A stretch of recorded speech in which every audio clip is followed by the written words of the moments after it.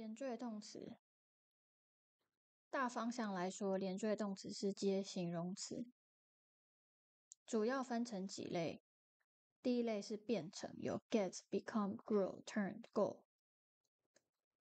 还有 look、smell、taste、sound、feel， 看起来、闻起来、尝起来、听起来、感觉起来。还有保持 keep、stay 跟 remain。那 look, smell, taste, sound, feel 除了接形容词之外，你还可以接 like 接名词。这个 like 是像的意思，所以你可以说这个东西看起来像什么，闻起来像什么，尝起来像什么，听起来像什么，感觉起来像什么。become 比较特别，它后面是可以接名词的，比如说 he became a teacher 2 years ago，